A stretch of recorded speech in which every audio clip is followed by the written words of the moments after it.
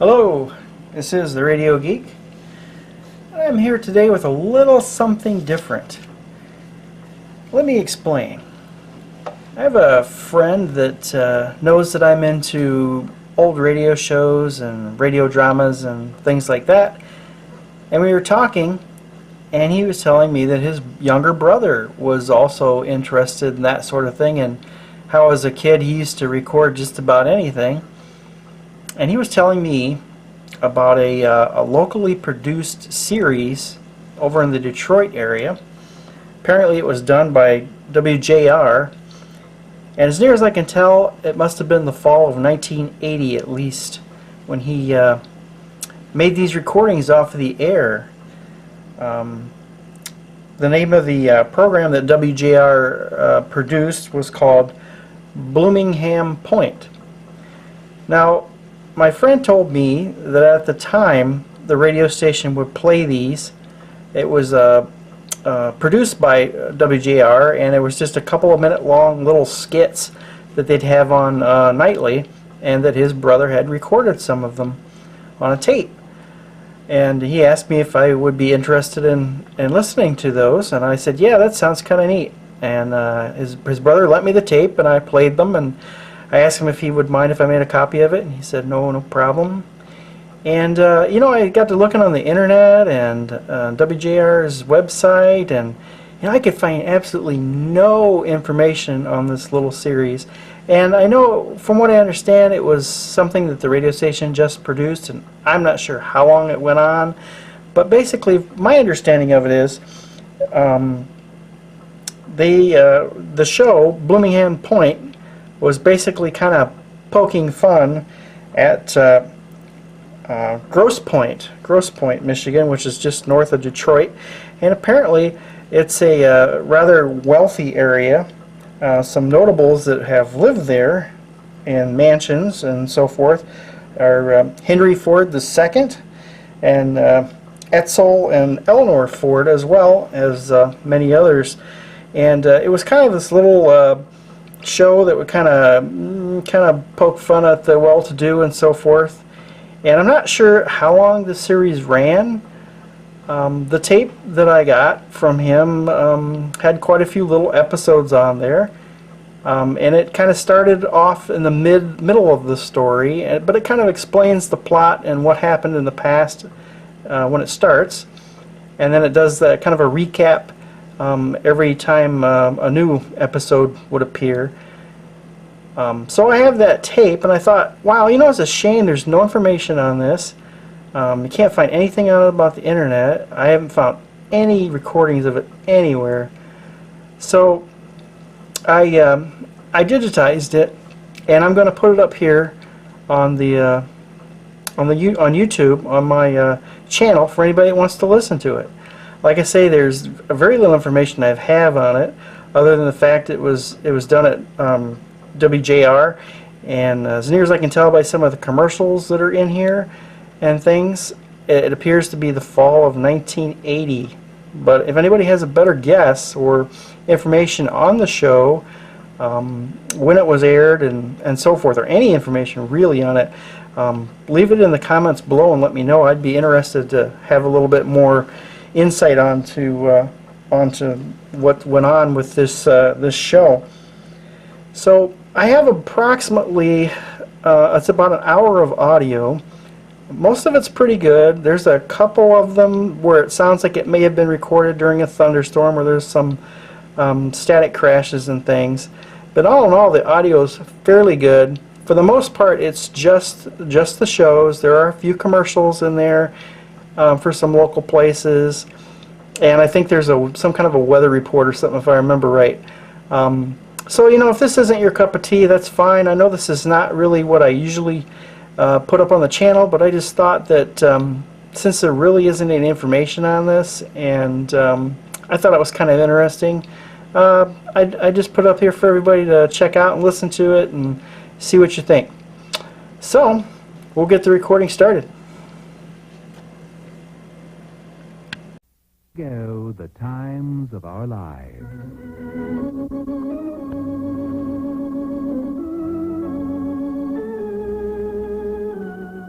Hello, this is your host, Blanchard Tonell, welcoming you to another episode in the never-ending story of Bloomingham Point.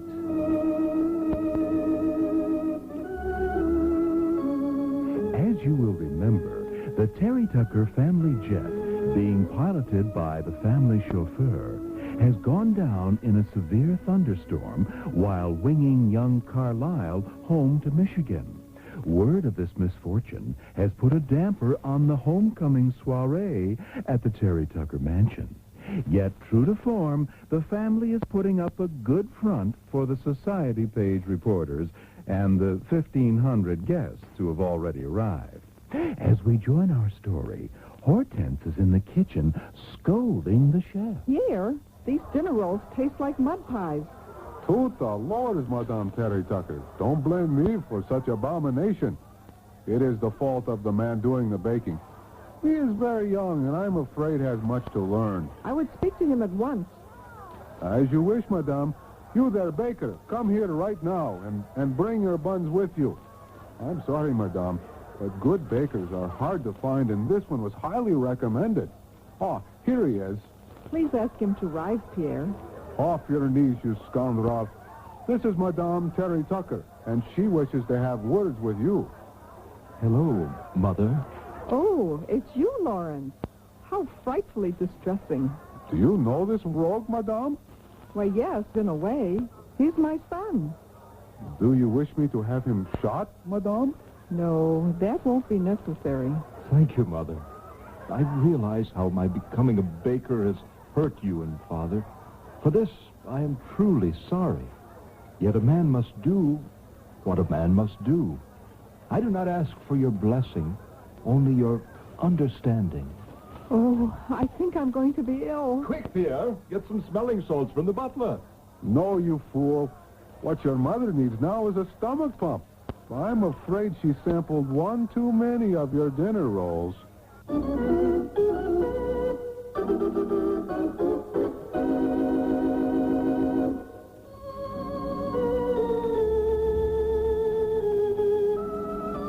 Well, wasn't that nice? This is your host, Blanchard Tonell, inviting you to tune in tomorrow for another episode of Bloomingham Point. You get the feeling...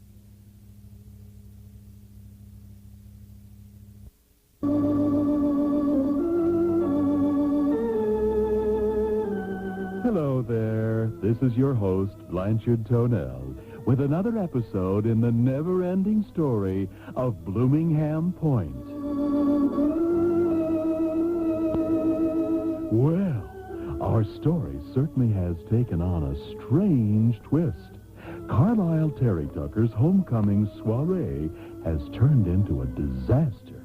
The entire guest list has come down with a mild case of food poisoning, thanks mainly to Lawrence Terry Tucker's using rat poisoning instead of flour in his dinner biscuits, while a steady stream of ambulances depart from the front gates of the estate. The fact that Carlisle's jet is still missing becomes secondary in importance. Little do the guests know, however, that even now, somewhere in Lake Erie, a drama is unfolding. I say, Masters, do try to swim a little faster, won't you?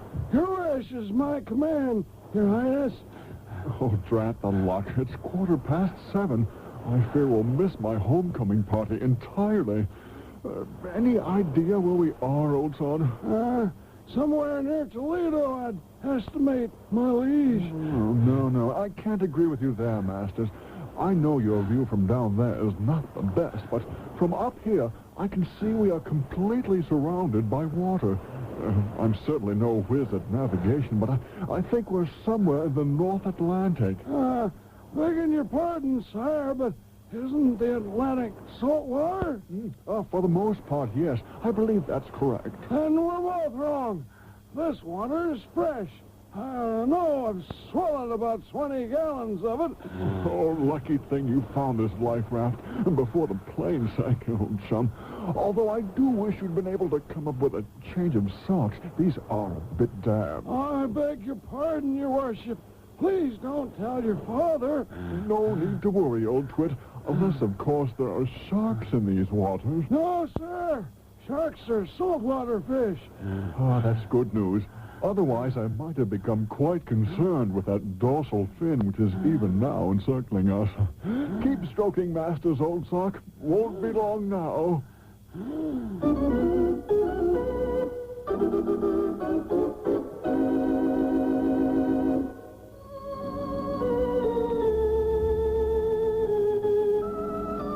Well, wasn't that nice?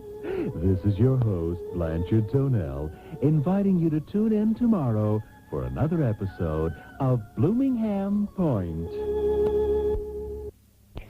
Joy at the WJR Weather Center. Be on hand this Sunday at the Silverdome as the Lions knock heads with the St. Louis Cards. The University of Michigan Marching Band will be on hand to help raise the roof, and shuttle buses will be running from downtown Pontiac on game day. Game tickets still available at the Lions office.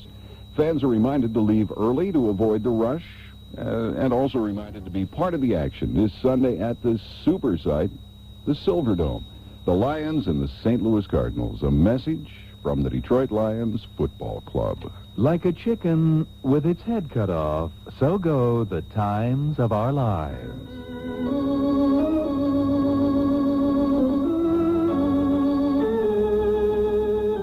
Hello there, Blanchard Tonell here with yet another episode in the never-ending story of Bloomingham Point. Try to remember, if you will, that the homecoming party for Carlisle Terry Tucker has turned into a disaster. The guest of honor is missing, along with the family chauffeur and the jet. Thanks to tainted dinner biscuits, the entire guest list, including Hortense Terry Tucker, has food poisoning. Lawrence Terry Tucker, on his first baking job, believes it to be his fault and has fled. Little does he know that Roger Dillard, Lucy's spurned lover, had blackmailed Tony Delgado into placing the rat poison into the biscuit mix. As we join our story, Lucy is at her mother's bedside at the Bloomingham Point Hospital. Can I get you anything, Mother? A new bedpan, perhaps? I'm sorry, Mother. I don't understand. You say you want a nurse? The doctor. You want the doctor? Lucy, what is it? Is she all right? Yes, resting comfortably, Father. But I think she wants an order of fish and chips. Strange. I didn't know your mother liked fish and chips. And you, my dear Lucy, how are you standing up under the strain? Oh, I'm fine. Lucky thing neither of us sampled any of those biscuits. I shall never forgive Lawrence for this one. I mean, never.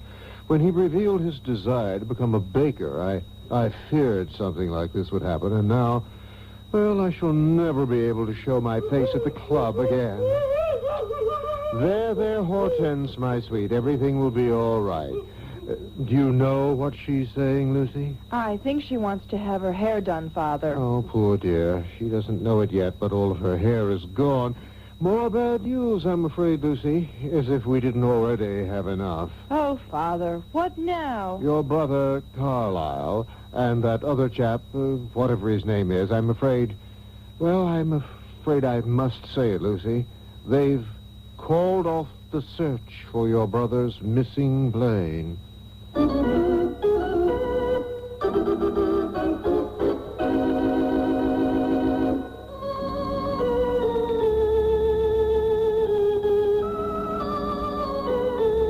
Well, wasn't that nice? This is your host, Blanchard Tonell, inviting you to tune in Monday for another episode of Bloomingham Point. Of our lives.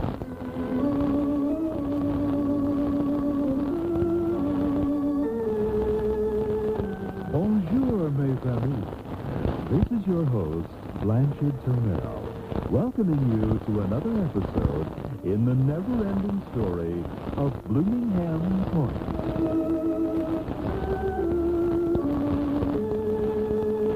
When we last left the Terry Tucker family of the exclusive Detroit suburb of Bloomingham Point, their lives were in a shambles. The search for the missing private jet carrying Carlisle and Masters had been called off. Hortense Terry Tucker, stricken with food poisoning in an acute case of social faux pas, is delirious in a hospital bed, while Lucy and her father Gilbert try valiantly to put the pieces of their once happy home together again. Yet even now, Lawrence, wrongly accused of a baking mishap, is straying into more trouble. Okay, punk, freeze. One ball's moving, I'll blow you away. Officer, I can explain. Can it, punk? Get those hands up where I can see them. But, officer, I was just trying to get my soft drink out of this machine. I put my money in it, but nothing happened. Sure. You vending machine bandits are all the same. Every time we catch you battering one of our babies, you give us the same old story. Well, it won't work. Now turn around so I can get a look at you. Why, you're not a policeman. That's right, Nimrod. Agent for the Fargo Cola Company. Sworn to track down and capture vending machine abusers wherever they hide. This is ridiculous. I assure you, I put my money in this machine. Why, it was even exact change, and I received no Fargo Cola in return. You stupid cola junkie. Did it ever occur to you that that was what was supposed to happen? You think we could make a profit if we gave every punk who put 35 cents in our machines a Fargo Cola? We'd be broke in a week. You punks think nothing of putting in $100 into a Vegas slot machine with no return. What makes you think vending machines are any different? This is insane. I'm not going to stand for this. Oh, you'll stand for it, all right. In front of the colonel down at Cola headquarters. Now get moving, and remember, I've got you covered every way but Sunday.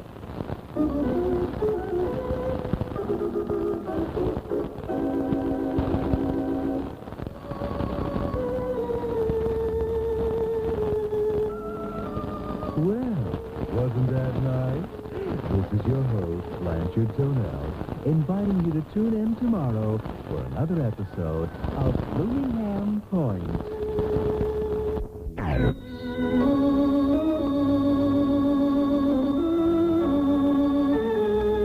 Hello again, friends. Blanchard Tonell here with still another episode in the never-ending story of Bloomingham Point. As you'll remember, Lawrence Terry Tucker, wrongly accused of poisoning the biscuit mix, has fled straight into the hands of a vending machine cop from the Fargo Cola Company. As Roger Dillard plots further mayhem against the Terry Tuckers, Lucy and Gilbert maintain a vigil at the bedside of Hortense. All hope has been given up for Carlisle and Masters, missing for more than 72 hours after the family jet was forced down in a severe thunderstorm. As we join our story, the two men are trying to make the best of things in a life raft somewhere in Lake Erie. Are you sure you didn't pack another bottle of Cavossier in the picnic basket, Masters?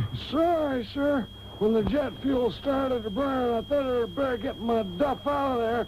I hope you don't think badly of me for doing so. Not a chance. Let bygones be bygones, I always say. But I shouldn't let it happen again, old bean. Shows a certain lack of dedication, eh, what? Well, I suppose we'll just have to open a bottle of Chateau Lafite. May I join you, your lordship? The sun has parched my throat something fierce. I don't recall being this thirsty since I drove your great-grandfather through the Mojave Desert. Sorry, old chum.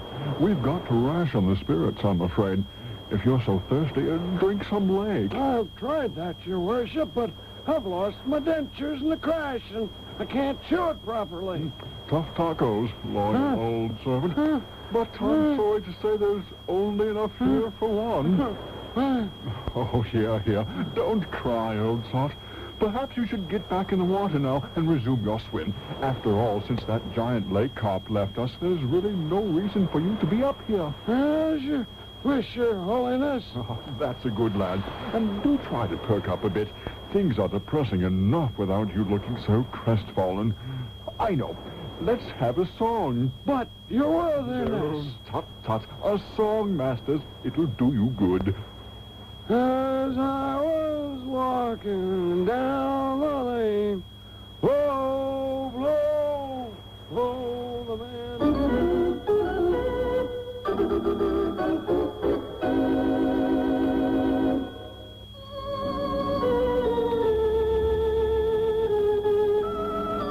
Well, wasn't that nice?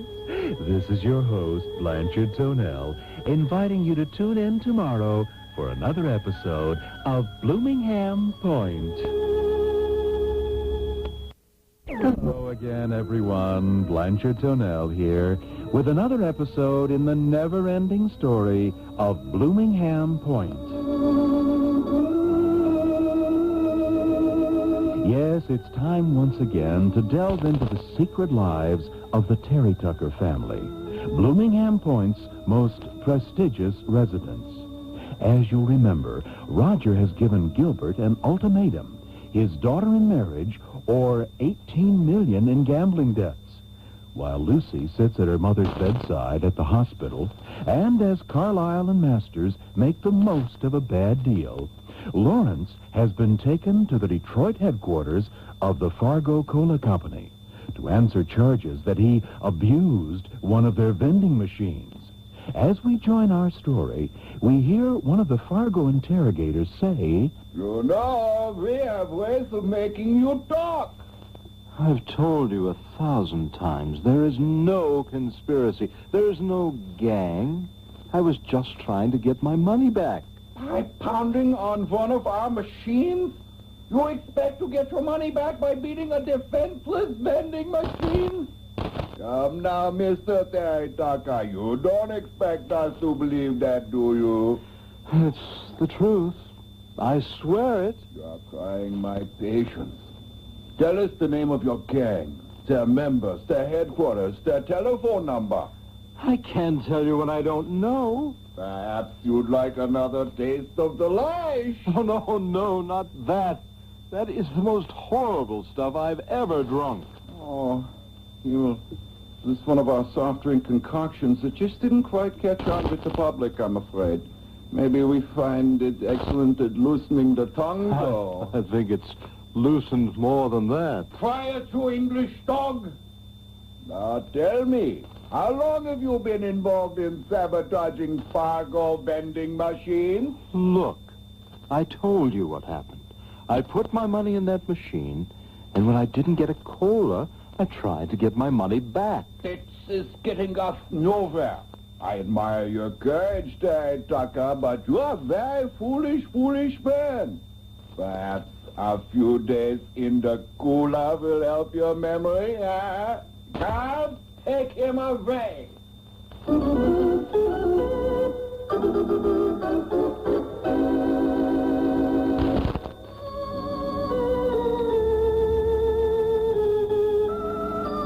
Well, wasn't that nice?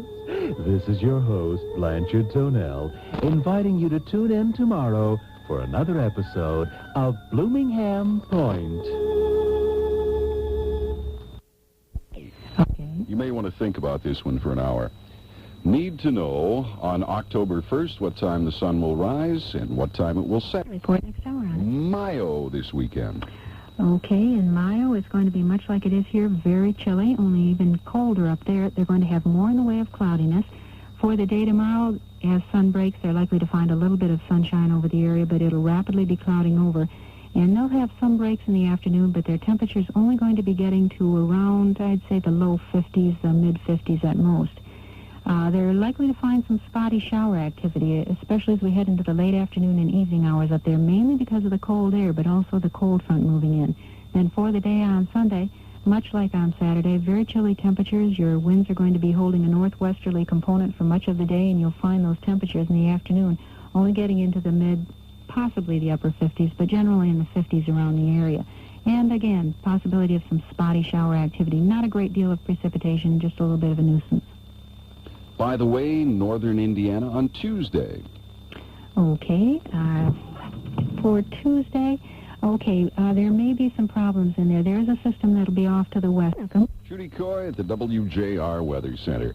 The winners and losers, sports, music, news, bright and interesting talk, they're all part of JP's Morning Music Hall. Listen weekday mornings. JP McCarthy, 6:15. It's a lot to discover on 76 WJR. If you have an oil furnace, you've got two things to worry about. Getting enough oil this year and having enough money to pay for it. Call Bruce Weigel and convert from oil to a Wild McLean steamer hot water gas furnace. Bruce Weigel has Wild McLean heating units for homes and businesses. Right now, both the furnace and installation will cost you less than if you wait. And gas heat costs half as much as oil. Don't wait. Call Bruce Weigel Plumbing and Heating in Detroit, Grosse Pointe, or Birmingham, Troy. Then watch your fuel bills go down. Which reminds me, it is time for Bloomingham Point, the delightful Blanchard Tonel. And it fits in very nicely with the Bruce Weigel commercial because you get the feeling that Blanchard Tonel is a bit off plumb. Like the growth at the bottom of a garbage can, so go the times of our lives.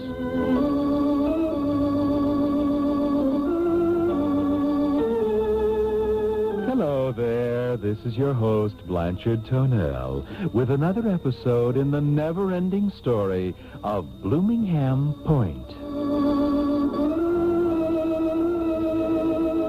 As you will recall from our last meeting, Gilbert Terry Tucker is faced with the prospects of paying Roger $18 million in gambling debts, or convincing Lucy to take Roger's hand in marriage.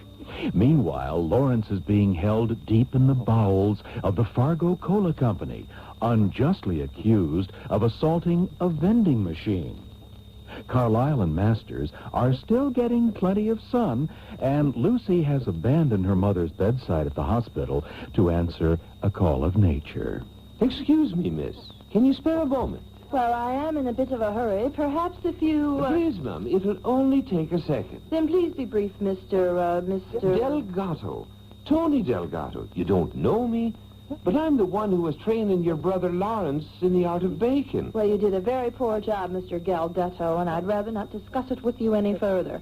As far as I'm concerned, both my brothers are dead. Sure, and I'm sorry to hear that, darling, but you're being a bit unfair to Lawrence. Unfair? Unfair? Mr. Delgato, you need only to see the simpering mound of flesh that was once my mother to understand how utterly hollow your words resound.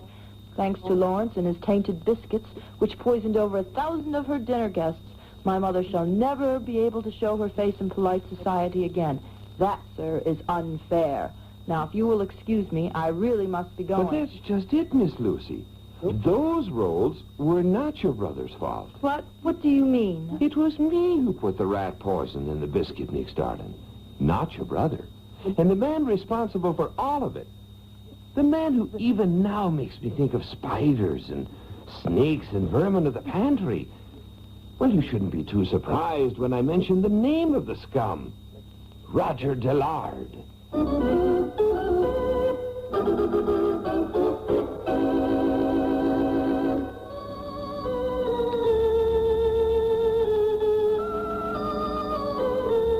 Well, wasn't that nice? This is your host, Blanchard Tonel, inviting you to tune in Monday for another episode of Bloomingham Point. Blanchard. It's the all-new Ringling Brothers and Barnum and Bailey Circus. Action-packed with 3 rings of thrills and chills, laughs and excitement. Join us at the greatest show on earth. Tickets now on sale at Joe Louis Arena in all CTC outlets. Charge tickets by phone at 961-9800. And now, ladies and gentlemen, Bloomingham Point. Like tapioca in July, so go the times of our lives.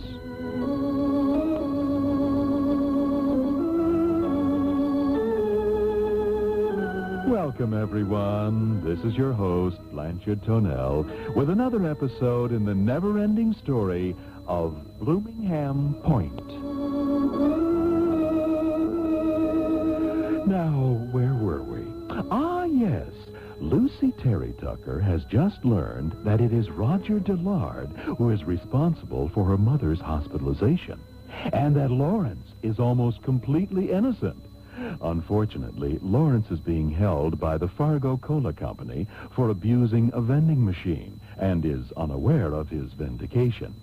Meanwhile, Carlisle and Masters are still afloat on Lake Erie, given up for lost after the crash of the family jet.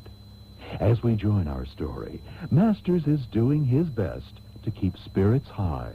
Blow, blow, blow. Come on, your worship. Cheer up. Things could be a lot worse. Oh, be quiet, you old twit, and keep swimming. Now, there, sire. I'm sure we'll be rescued soon. Don't give up hope. We've been out here a week, you old coot. You'd think someone would have been polite enough to find us by now. Why, we're out of squab and Perrier, asparagus and caviar, and the pheasant won't last much longer. I'm getting downright annoyed. Reminds me of the time your great-great-grandfather and I were marooned on the South Sea Island. We were there more than 2 years before help finally arrived. Why, we were forced to eat unsprayed fruit for nigh on to 6 months. Disgusting, totally disgusting. Masters, just how old are you anyway? Old enough to know better, but too young to resist, your worship. Did you ever tell you about going up San Juan Hill, your worthiness? Now, there was a fight. You betcha. Yes. And You've told me 1,000 times. Masters, perhaps it would be a good idea if we split up at this point. I calculated would double our chances of rescue. That might be a bit hasty, sir. There's only one life raft. Besides, I think our prayers have been answered. Oh, I say, what do you mean, old chap? Oh, there, on the horizon. Unless I miss my guess, that's a sail. And where there's a sail, there's bound to be... Gourmet dining. Oh, change course, old bean. I imagine we're saved at last.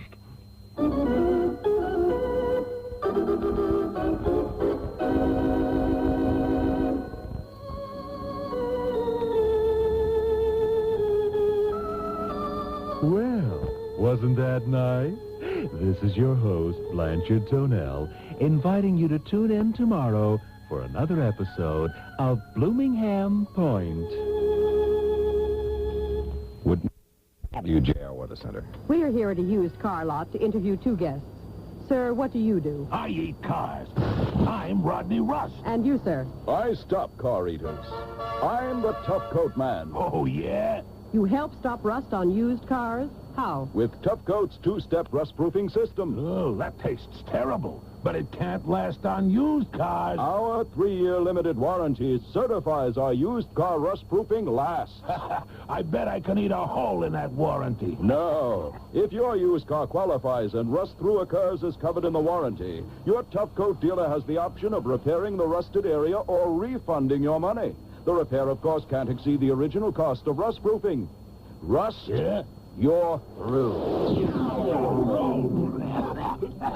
Thank you, Tough Coat Man. Goodbye, Rust. Get your used car rust-proofed at Tough Coat Dynal, the car preservation company. Well, wasn't that nice? See your Detroit metro area Tough Coat Dynal dealer now. 9 minutes before 5 o'clock. I think this production was produced in Hollywoods. Like muscatel in the hands of a wino, so go the times of our lives.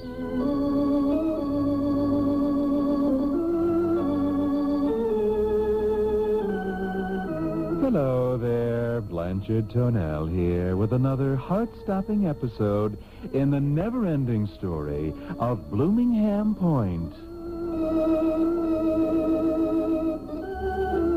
You know, it's not easy being the most important family in Bloomingham Point, as the Terry Tuckers are finding out. Along with maintaining an image and finding tax shelters, they must contend with the same problems you and I face every day. Gilbert is trying to decide what color to paint the cabanas out by the pool. Lucy wonders if her mother qualifies for workman's compensation. And Lawrence tries to keep warm in the cooler at Fargo headquarters. As we join our story, the unjustly accused prisoner is once again being interrogated. So, my close-mouthed friend, has 4 days in the cooler loosened your will to resist? Oh, please. Do you have to shine that light in my eyes? You just tell us about this conspiracy against our vending machines, and I promise we will let you go. But I swear to you, there is no conspiracy. You people are crazy. Himmel, come now. Is it necessary to go through this again? I can assure you, Mr. Terry Tucker, you will confess. It may be now, it may be later, but you will confess. You will have no doubt about that. By the way, you will be surprised to hear that our agents have found new evidence against you. In the machine you were so brutally assaulting, there was found a number of Canadian... The hallway. Oh, good. Okay. You people are crazy. Himmel, come now. Times of our lives.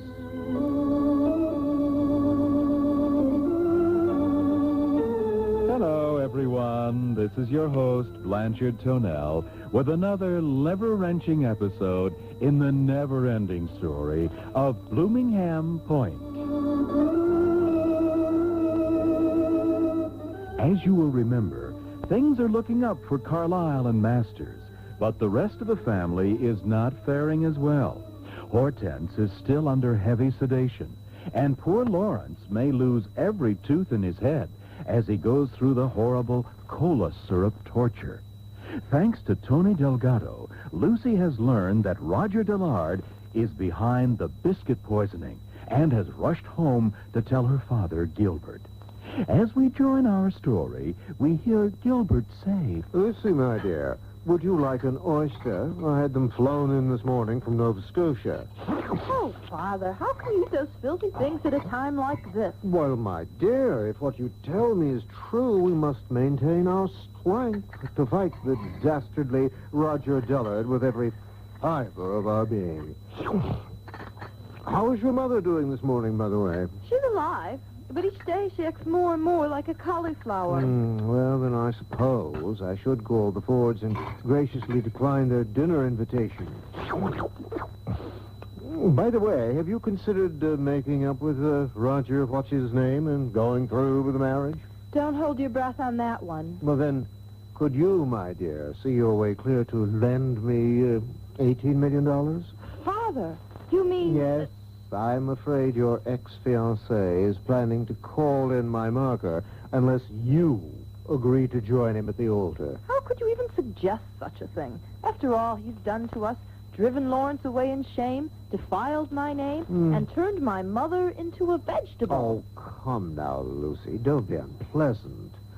Lawrence sealed his own fate when he decided to become a baker. And your mother, well, she was never too bright to begin with. I always thought the genes were a little close in her family. As for your good name, it won't be worth a plugged nickel if we're forced to give up Summers in Bar Harbor. If only Carlisle was here, he'd know what to do. I am sorry, Lucy. I didn't want to have to tell you that. I don't understand. Well, they've found the wreckage of the plane. There were no survivors.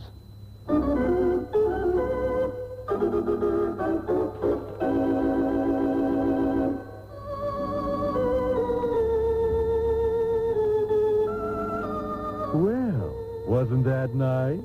This is your host, Blanchard Tonell, inviting you to tune in tomorrow for another episode of Bloomingham Point. Weather Center. Why did a border skirmish between Iran and Iraq erupt into a full-scale war? This week, in an 11-page special report, Newsweek magazine analyzes the fighting and examines the side effects. In an exclusive Newsweek interview, Iran's president, Bani Sadr, here reveals a tough stance. Newsweek assesses the impact of the war on the world's oil supplies, reports on why the superpowers are keeping their hands off, and explores Iraq's drive for great power status. For a clear understanding, read Newsweek's cover story, War in the Oil Fields. Nobody gives you the week quite like Newsweek.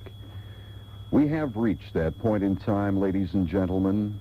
Like bacteria in week-old tuna fish, so go the times of our lives.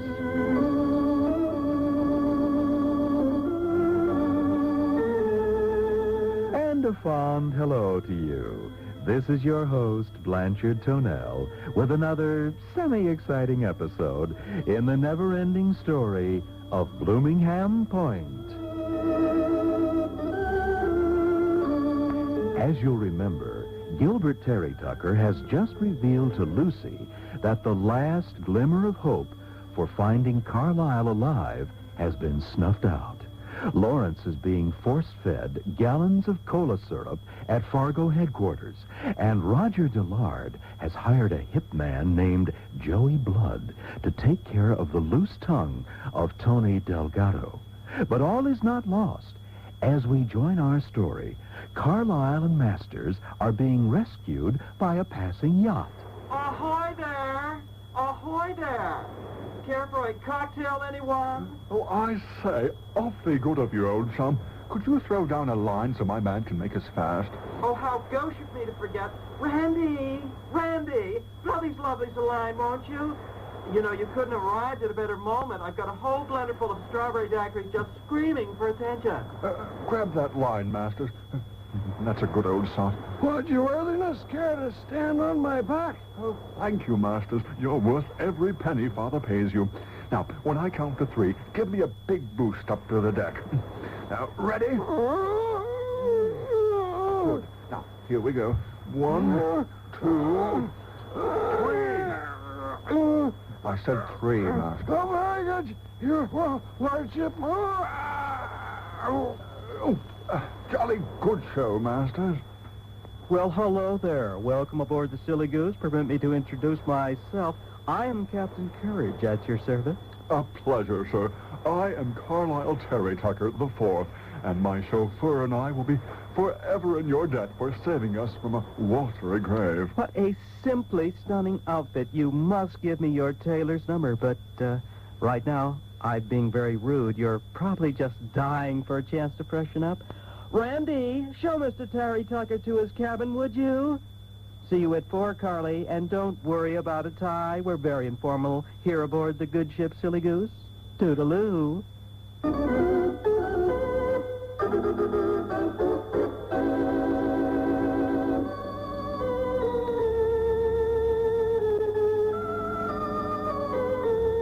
Well, wasn't that nice? This is your host, Blanchard Tonell, inviting you to tune in Monday for another episode of Bloomingham Point. Isn't in session right now, sir. Oh, do you work there? Yes, I'm a page. Mr. Page, you don't know me. I'm calling from Michigan, one of our states. I've heard of it. I read recently that Congress wants to cut the budget. Uh-huh. They should move to Pontiac. Michigan? It's one of our states. Yes, I've heard. Or Bloomfield Hills or Ferndale's nice. I don't understand, Commuters here save a bundle taking the SEMTA train to work instead of driving. sir.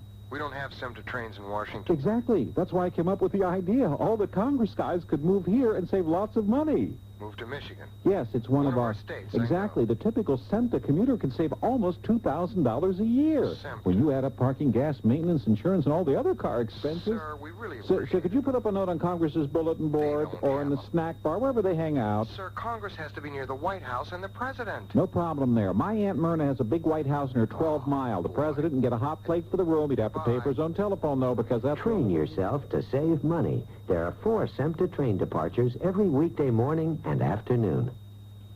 That makes more sense to me than I'm afraid to admit, which kind of bothers me. 9 minutes until 5, there's a world-famous restaurant just minutes away, known for great food, fast service, and friendly smiles. Nobody can do it like McDonald's can. We have reached that juncture of time. Like a soft-boiled egg in a catcher's mitt, so go the times of our lives.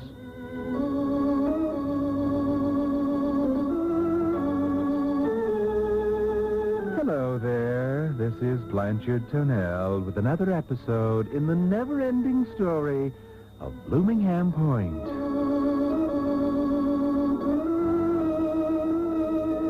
As you'll remember from our last meeting, Carlisle and Masters have been saved from a watery grave in Lake Erie by the good ship Silly Goose and Captain Courage. While Lucy and Gilbert try to make ends meet, despite the dastardly doings of Roger Dillard, Lawrence has been going through the horrible syrup torture in the bowels of the Fargo Cola headquarters.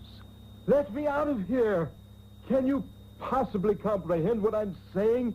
Let me out of here, you vermin, or I shall report you to the Better Business Bureau.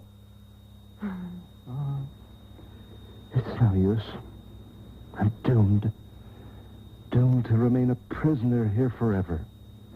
Soon I shall go mad, for this horrible cola syrup which they're pumping into me will rot all my teeth and ruin my perfect smile. If only there was some way to get a message to the outside world. But who would care? My family despises me for becoming a baker and for the terrible mishap with the biscuits at Mother's party. Why, I've probably already been dropped from the social register. There's only one way out of this predicament. I must do the noble thing and end my misery. Oh, what's this? Can it be? Yes. That sound is coming from behind this wall. Someone must be trying to communicate. Someone held captive, much as myself. I hear you. Can you hear me? Yes. He can hear. Oh, wonders of wonders. I'm to be free. Wait a minute. I think he's sending some sort of code. Yes, it is a code. A lucky thing for me that I paid attention in counterintelligence class at Brandbrook Academy. Let me see. Yes, I think I can decipher it. Is Hoover still president? Is Hoover still president? No, of course not. What is your name? My name is Emile Garboon. Emile Garboon? Strange. That name seems vaguely familiar. Of course. Emile Garboon, founder and owner of Garboon Motors. But he's been dead for 50 years.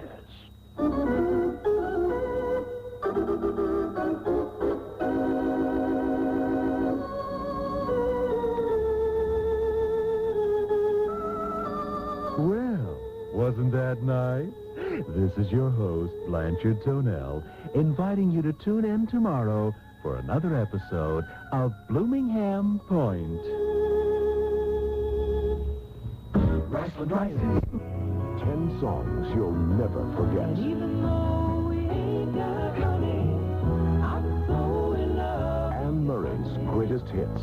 Put me high upon a pedestal, so high that I could almost see eternity. You needed me, and there I go, just fall in love again, and when I do, An album of classics. I can't help myself, I fall in love with you. Anne Murray's greatest hits, featuring Snowbird, You Needed Me, and Anne Murray's latest hit, Could I Have This Dance?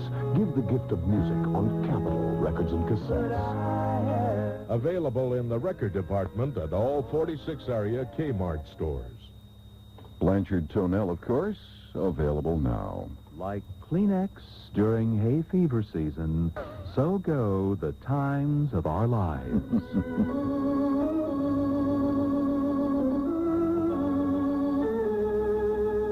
Hello. Blanchard Tonell, your host, here once again with another episode in the never-ending story of Bloomingham Point. As you may recall, Carlyle and Masters have been rescued by Captain Courage, while Lawrence seems to have made a new acquaintance down at Fargo Cola headquarters. Roger Dillard continues plans for his evil revenge, even as Tony Delgado arrives at the Terry Tucker mansion. As we join our story, we hear Lucy say, I'm sorry, Mr. Melmato. We're not interested in buying any day-old bread. The name is Delgado, darling. But since you're having such a tough time with it, why don't you just call me Tony? Very well, Tony. Please leave before I loosen the dogs on you. I do love a woman with spirit. But won't you search deep in your heart and give me a moment of your time? I think we said all that needed to be said back at the hospital. And I must say, you certainly have your nerve showing your face around here after all that you've done to my family. Yes, I'm sorry about that, deeply sorry. But truth be known, I've done you a favor. Lawrence never would have been a great baker. He just couldn't get the hang of metric measurements. Now, I'm not saying he wouldn't have been a decent baker given time, but he would never have been great. It's best that he's out of the business. Best for bakers everywhere. Perhaps you're right, Tony. I never thought of it that way. If it wasn't for Mother being a Brussels sprout, I might even thank you. Oh, don't you be worrying about your dear darling mother. I just came from her bedside, where I left some tarts and a sponge cake. She'll be good as new, although she'll probably always hate biscuits. Why, that was very nice of you, Tony. Well, Lucy, nothing's too good for the mother of the girl I love.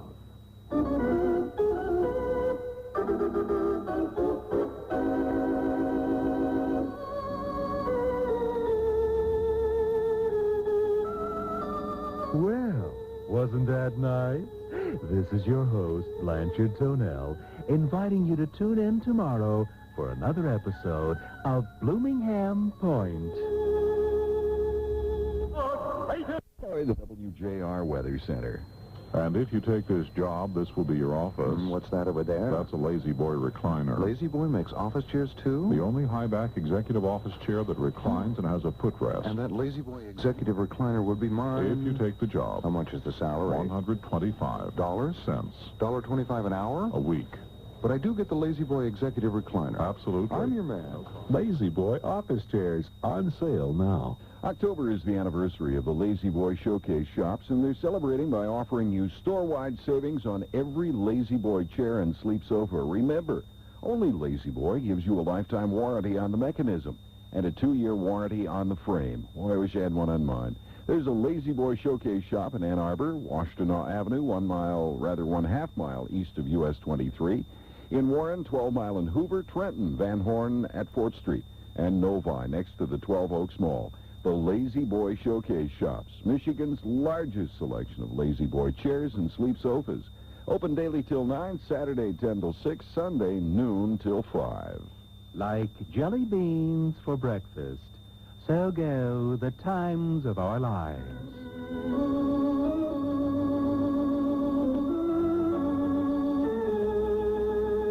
Hello, this is Blanchard Tonell with another dreadful episode in the never-ending story of Bloomingham Point.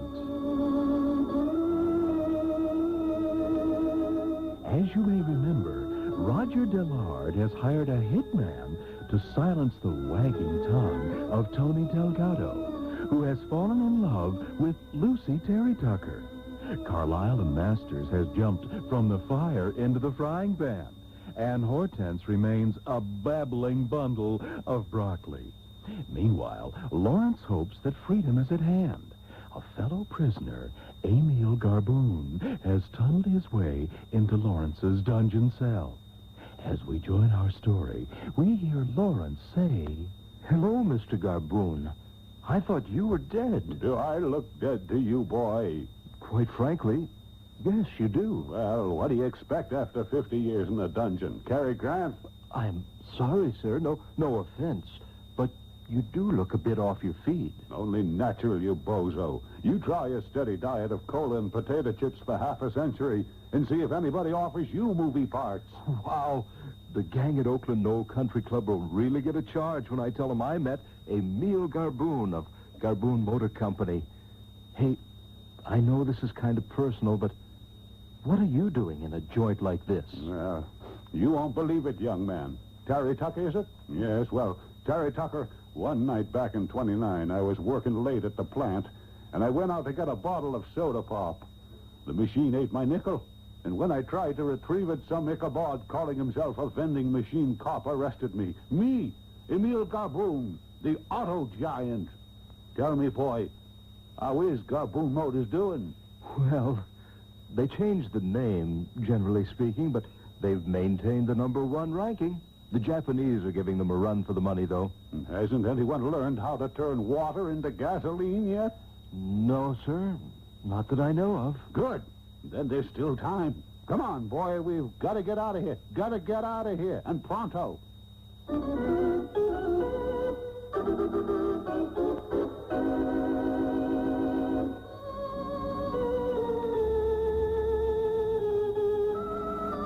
Well, wasn't that nice? This is your host, Blanchard Tonell, inviting you to tune in tomorrow for another episode of Bloomingham Point. I want to remind you to line up On a blackboard. So go the times of our lives.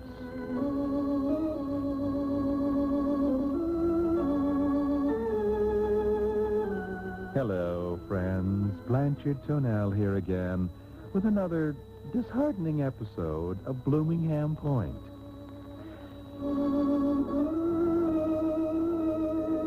You know, there are a lot worse things I could be doing besides hosting this show, but offhand, I can't think of any. As you remember, the entire Terry Tucker family is really taking a banana in the ear. And it seems their bad luck is rubbing off on everyone who comes in contact with them, as we shall soon see. Well, there's the Delgado house, Mr. Blood, and I must say, had I known you were going to be such a twit, I would have hired someone who would pass Sandbox. You gave me the wrong address, Mr. Loud. Confounded man, even a simpleton such as yourself should have recognized the vacant lot when you saw one. I mean, how could you spend an entire week staking out a wheat field? How was I to know? Yes, quite. And how was I to know that your brain is a mixture of farina and grape nuts? I think it's only fair to tell you I'm not entirely satisfied with your work at this point. So, talk to my union.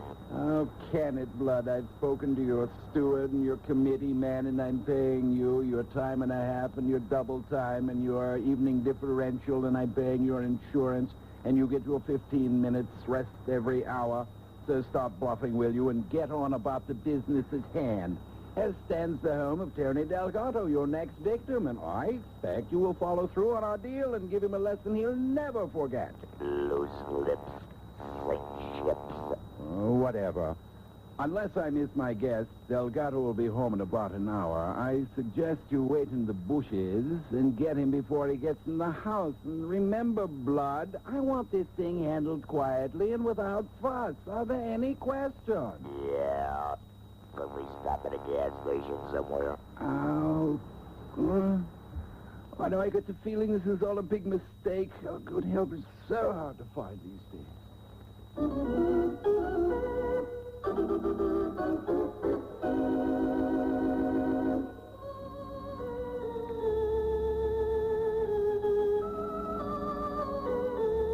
Well, wasn't that nice?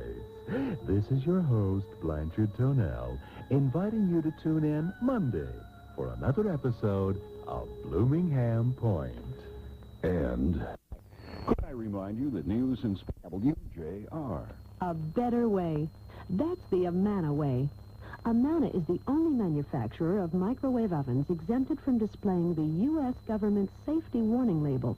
That's because after passing a series of tough government safety tests, the Amana radar range didn't just meet federal safety standards, it surpassed them.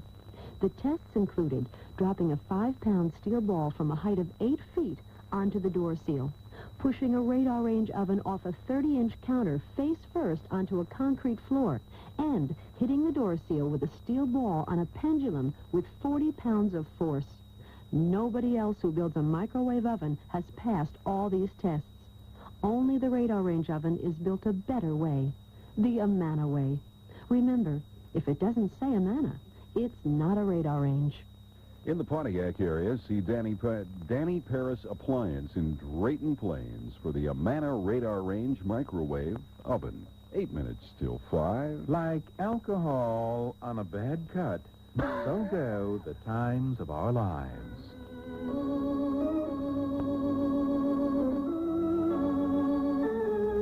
A pleasant good day to you, everyone. This is your host, Blanchard Tonell, with another hair-raising episode in the never-ending story of Bloomingham Point.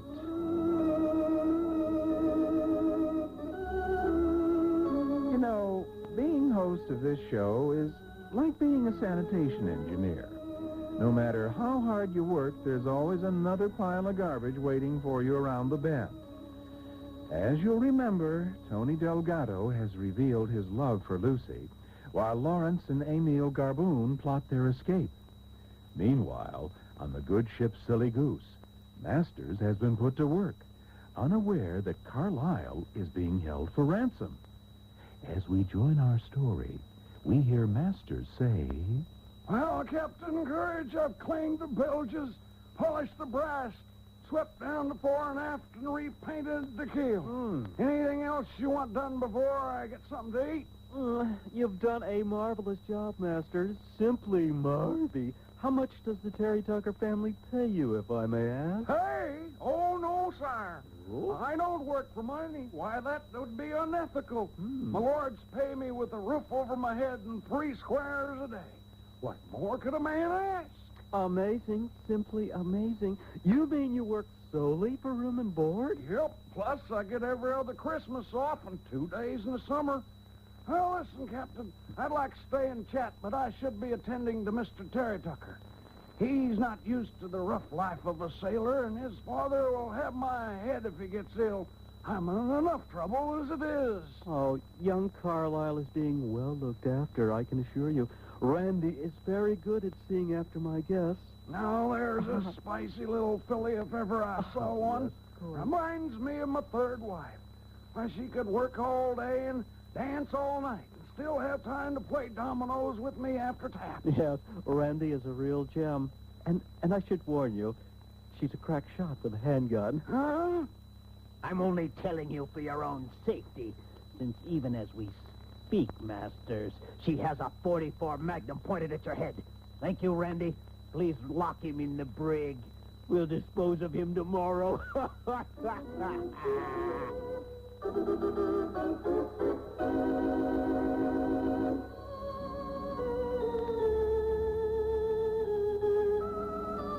Well, wasn't that nice? This is your host, Blanchard Tonell, inviting you to tune in tomorrow for another episode of Bloomingham Point.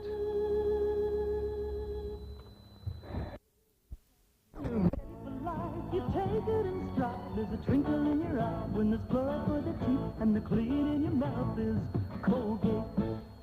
Look for Colgate toothpaste 9-ounce supersize on sale for $1.19 during Cunningham Drugstore's anniversary sale. Like cottage cheese through a strainer, so go the times of our lives.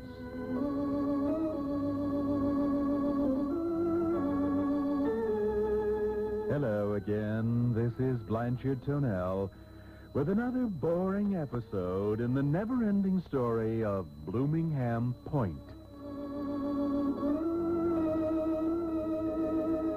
You know, I'm sick to death of overflowing trash baskets and the odor of cheap cigarettes in this studio.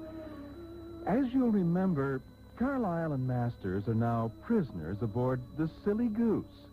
Roger Dillard has hired Joey Bloody to hit Tony Delgado. And Lucy, well, she's just a fool. As we join our story, Lawrence and Emile Garboon fought their escape. What should we do now, Mr. Garboon? We've overpowered the guard, stolen his keys, and tied him up. I've put on his uniform, and I have his gun. Well, then, boy, why don't we break out a deck of cards and have a game of pinochle? I'm not sure that I follow your reasoning, sir, but if that's what you think best, it's okay by me. Son, did you by any chance suffer from a severe fall when you were a baby? No, not that I can recall, but I did cut myself badly on a piece of Waterford when I was 6. Why do you ask? Because you've got the reasoning ability of a hamster. Well, I do eat a lot of hamburgers. See, that's what I mean. You make no sense, boy. What the blazes would we be doing playing cards at a time like this? I'm sure I don't know, but if that's what you want to do, I... Oh, hush up, you bibbering idiot. What we're going to do now is to see if we can comprehend this. What we're going to do is walk out of here with you posing as a cola cop and me as your prisoner. Anybody ask any questions, you're taking me for interrogation. You got it? Say that. That's a swell plan, Mr. Garboon. I can see now why the Garboon Motor Company was so successful. Should we leave now or wait for darkness? Boy, when they made you, they threw away the mold. Thank the good Lord for small favors.